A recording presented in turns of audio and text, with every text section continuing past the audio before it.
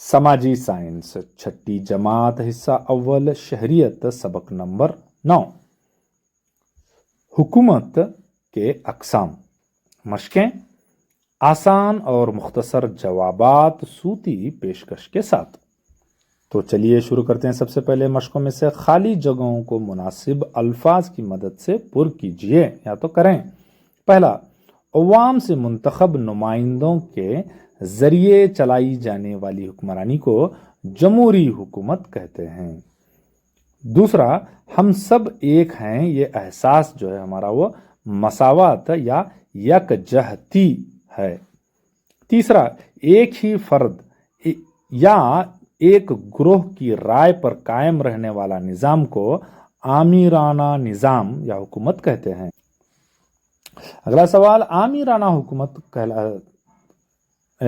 Fourth, इश्तराकी हुकूमत की निज़ाम के हामी कार्ल मार्क्स थे। नेक्स्ट अहम सवाल नंबर 2, मंदज़ील सवालात के जवाब लिखें। 5, हुकूमत से क्या मुराद है? जवाब, अवाम की फलाह, सलामती, अमन और तरक्की के लिए मुल्क में जो मुनज़्ज़म इंतज़ामी निज़ाम होता है इसे हुकूमत कहते हैं। नेक्स्ट क्वेश्चन नंबर 6, आमिराना हुकूमत किसे कहते हैं? जवाब, ऐसी हुकूमत जहां सारा इक़्तिदार एक ही शख्स या ग्रोह के पास हो और अवाम को बोलने या सवाल करने का इख्तियार न हो, इसे आमिराना हुकूमत कहलाती है। नेक्स्ट क्वेश्चन नंबर 7, इश्तराकी या कम्युनिस्ट हुकूमत से क्या मुराद है? ऐसी हुकूमत जहां निजी जायदाद न हो, सब चीजें हुकूमत की मिल्कियत हो और सबको बराबर सहूलियतें दी जाएं, इसे इश्तराकी हुकूमत या कम्युनिस्ट गवर्नमेंट कहते हैं। नेक्स्ट क्वेश्चन नंबर 8, जमहूरियत के बुनियादी उसूल की वजाहत करें। तो जवाब, जमहूरियत के बुनियादी उसूल यह है कि हुकूमत अवाम के मुंतखब नुमाइंदों के जरिए चलाई जाती है। इसकी जान शहरियों के अपने नुमाइंदे का इंतखाब करने की आज़ादी में है, यानी अवाम को वोट के जरिए अपनी हुकूमत चुनने का हक हासिल होता है। यह निज़ाम फ़र्द की इनफरादी आज़ादी, इजहार राय की आज़ादी और अंजुमन कायम करने की आज़ादी को यकीनी बनाता है।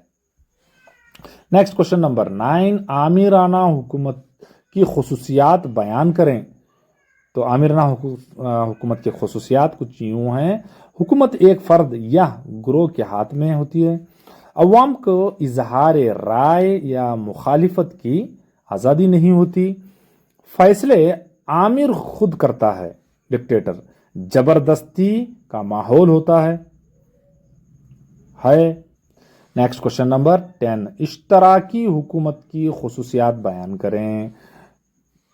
तो यहाँ पर हमारे सब शहरियों को बराबर दर्जा मिलता है, निजी जायदाद की इजाज़त नहीं होती और हर शख्स अपनी ताकत के मुताबिक काम करता है। दौलत और वसाइल सब में बराबर तकसीम होते हैं।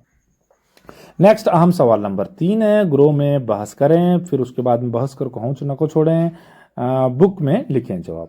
11, हिंदुस्तान एक बड़ी जमहूरी मुल्क है। यहाँ जमहूरियत की बुनियादी उसूलों का इत्तलाक कैसे होता है? मौलिम की मदद से बहस कर को मौलिम के साथ बहस कर को लिखिए। तो इसमें से जवाब देंगे, हिंदुस्तान में हर 18 साल से जायद उम्र के शहरियों को वोट देने का हक है।